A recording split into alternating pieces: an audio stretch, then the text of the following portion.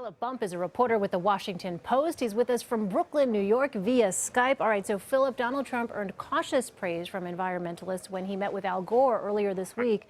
But now he's picking someone to lead the EPA who's been suing the agency over its clean power plan. What do you make of those two messages that Mr. Trump is sending on the environment? Well, the second message is a much more important message, I think, broadly speaking. This is for folks who are concerned about the government taking action on climate change. Pruitt is a particularly, it's almost a bad case, worst case scenario in terms of picks. I mean, Oklahoma has obviously seen a lot of growth in the oil and gas industry thanks to the fracking boom. And Pruitt, as AG of Oklahoma, is representing the interests of his state. The challenge is that on the national level, there are a lot of people who want to see the government do more, including cleaning up power production at coal-burning power plants, and Pruitt has sent every signal that that's the opposite direction that he wants to go.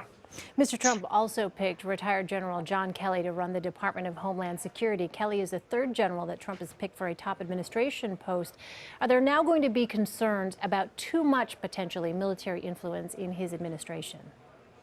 Yeah, I mean, I think we've already seen some of those concerns expressed. Yes, I think that's the case. I mean, obviously, this is slightly different than, say, a country where you might have active generals who actually command battalions who are stepping into these positions. It still is sort of, for example, the defense secretary position where he has recommended General Mattis. That's a position that was actually designed to be a civilian position and not to have someone with a military background, to keep that sort of distinction between the civilian running the military, the process that was established. So I think that this reinforces that concern more than anything else.